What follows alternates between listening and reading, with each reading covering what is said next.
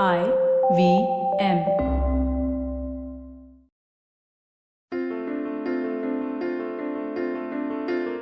Naatu Naatu Naatu Naatu Naatu Naatu Naatu Naatu Naatu Naatu Naatu Naatu Naatu Naatu. I remember the first time I watched Ashutosh Govarkar's Cricket Meets History epic Lagan. It was a single-screen theatre in Nagpur, my ridiculously hot, orange-tinged hometown, and the entire theatre was in raptures. We cheered every shot, we cried when all seemed lost. I remember someone kissing me on the cheek in their celebration as the last few shots of the epic cricket match in the film came around. Lagan happened around 10 years after India was liberalized, and here we were, making our own statements in film about breaking free from the shackles of the West in the language that we knew best. Now, Lagan has its flaws. It has terrible cast commentary. All the female characters seem to exist only to support Bhuvan, and it's probably 20 minutes too long. But that did not stop us from celebrating the film. And celebrate it we did. Ashutosh Govarkar and Amir Khan took the film to the Oscars, writing the playbook on how to canvass for an Oscar for Indian creators going to the Academy. Lagan's Oscar campaign became a national obsession for a while, and I remember being distraught early morning when the film didn't win that year. It was nominated alongside the legendary French film Amélie. Few really gave Lagan a chance, but in the end it was the terrific Bosnian film No Man's Land that eventually won. It was a story of two wounded soldiers from the opposite sides of a war who find each other in a trench, waiting for the dark and the drama that unfolds around them. There was no such disappointment at the Oscars this year. What a great feeling. An Indian track was the toast of the American Academy of Motion Pictures, Arts and Sciences, or the Oscars. What a great feeling to watch Vineet Kanabar go up for The Elephant Whisperers, a heartwarming tale about Raghu the elephant, which took home the Oscar for the best documentary short, with yet another being nominated. That was All That Breathes, a wonderful documentary feature about nature and life in the big city. It's Indian cinema's moment in the Oscars, son, and I'm here for it. I'm here for it. Congratulations to M.M. Kiravani, to Kartiki Gonzalez and Vineet Kanabar, and to Shaunak Sen. They're legends of Indian cinema and now stars on the world stage with the Oscar nods. So on this rapid episode of Storytellers and Storysellers, I want to go down the Oscar memory lane for India. For a country with a rich cinematic heritage like ours, it has been a long wait between Oscar nods. The first time an Indian feature film was nominated at the Oscars was way back in 1958. And since then, an Indian vehicle has made the nominations 25 times, winning 6 of these. So here are 3 stories about India at the Oscars. The year is 1957. India is a recently independent democracy dealing with all the troubles that come with being a brand new experiment, and our films reflected that reality. The rule of law, familial struggles, poverty, crime were all facets that Indians were struggling with and figuring out. And in this reality came out a film called Mother India, directed by the inventor of the Daku film genre, Mehboob Khan, the very same legend after whom the iconic Mehboob Studios in Bandra, Bombay is named. Khan Saab had directed Aurat in 1940, which he decided to remake as Mother India in 1957 with some due inspiration from Soviet films of the time that dealt with social issues. The title of the film, Mother India, was his way of getting back at a 1927 book with the same name that vilified Indian culture. The queen of Indian cinema at the time, Nargis, who had previously worked extensively with Mehboob Khan, took on the role of Mother India. Sunil Dutt played Birju after Mehboob Khan's original choice, Sabu Dastagir, a Hollywood-based actor of Indian origin, couldn't secure a work permit in India. Dilip Kumar Saab also wanted to play Birju or even Shamu, but Nargis ji thought that the audience, who had seen them romance each other several times, wouldn't accept them playing mother and son. To prepare for the film, the actors trained in farming practices and fieldwork, literally went around plowing fields and working with cattle. During the iconic fire scene in the film, Nargis was trapped on set as the wind changed directions, and Sunil Dutt jumped in to save her, while suffering injuries himself. This sparked an iconic romance between Nargis ji and Sunil Dutt, and soon after the film's release, the two were married. The film opened to rapturous applause from audiences and critics alike.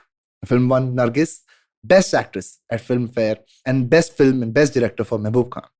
It also became India's first ever submission to the Oscars. A 2-hour cut of the film was submitted for the first time with subtitles. The final cut that was submitted to the Oscars didn't have the producer's logo. Yep, it did not have the Mehboob Studios logo, which was a hammer and a sickle. This was done to avoid offending the anti-communist sensibilities of the American Academy. Ultimately, the film lost by 1 vote to the legendary Federico Fellini's Knights of Calabria. I think Sunil Dutt still maintains that Mother India was the better film among everything that was nominated that year, but history ko kaun change kar sakta hai? Mother India casts a long shadow on how Indian films have been perceived at the Academy. I can almost draw a through line from 1958 to Gandhi in 1983, where Bhanu Athaiya won for Best Costume Design, to Salaam Bombay in 1989, all the way to Lagan in 2002 and Slumdog Millionaire in 2009. All of these are films that depict an India that is coming to terms with its own identity. It's finding its feet in an ever-changing environment. It's figuring out what it means to be Indian in a world that is probably not really ready for it. A notable exception here are Merchant Ivory films. Merchant Ivory films like The Room with a View, which was nominated for Best Picture in 1987. That's not Best Foreign Film because it was a UK production, but Best Picture. Ismail Merchant, the legend, would get nominated twice again for Best Picture. 1993 for Howard's End and 1994 for The Remains of the Day. Speaking of Salaam Bombay, that's what my second story is about. 1988, Salaam Bombay was nominated for Best Foreign Film in 1989. It was celebrated director Meera Nair's first feature film, and it depicted the daily lives of children living in the slums of India's largest, most fabled city, Bombay. Shafiq Syed, Raghuveer Yadav, Nana Patekar, Anita Kanwar, all legends of Indian cinema, were among the only few professional actors that Meera Nair cast in this heart-wrenching story that was written by Meera Nair and Suni Tarapurwala, the screenplay writer for the film. The film was released on 6th October 1988, grossed over 15 times its production budget, and made that year landmark for Indian film.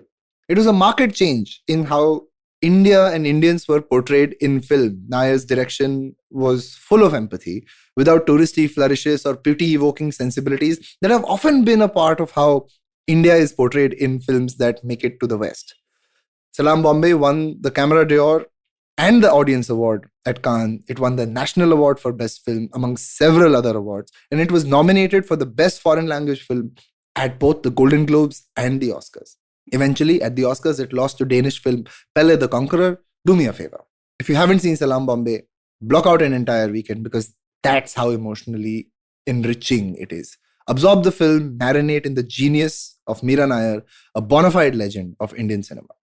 The last story for this episode is about how Indian documentaries are really underappreciated. We're not really a documentary watching country. I remember documentaries being screened on Doordarshan way back when, but we don't really watch too many documentaries. But our non-fiction filmmakers have really left a mark on the world stage since the early days of our tryst with the Oscars. It started with Fali Bilimoria's The House That Ananda Built, nominated for Best Documentary Short Subject in 1969. The film traced the lives of Indians in Nagpur village in Mayurbhanj, tracing the titular character Ananda, who's a successful businessman there. 10 years later, in 1979, Vidhu Vinod Chopra directed K.K. Kapil's An Encounter with Faces, a film about Indian children in an orphanage. Carrying forward that tradition, over 40 years later, was Writing with Fire, a documentary by Rintu Thomas and Sushmit Ghosh about Khabar Lahariya, a media outlet run by Dalit women, celebrating the act of journalism in a time when the profession has lost its sheen a little bit. And then came All That Breathes, following closely on the heels of Writing with Fire, nominated in 2023, getting India successive documentary feature nominations, alongside the short doc win for The Elephant Whisperers. Man, I'm a patriot, but not a nationalist. And it's moments like these, when we got the news of India winning at the Oscars, that make me want to dive even deeper into the rich and varied and utterly remarkable history of Indian entertainment. The Oscars may have diminished a little bit over the last few years, but to me, this recognition only points to the giants on whose shoulders the cultural history of our country is built. This has been Storytellers and Storysellers Rapid. It's a new format I'm introducing to the show. I hope you enjoyed it. If you like this episode, look up from whatever you're doing. Open a search bar and find a copy of Salaam Bombay to celebrate this Indian win with. And don't forget to rate the show on Spotify and share this episode with someone who likes Indian cinema. I love you forever for it. This is Vineet Kanabar saying goodbye.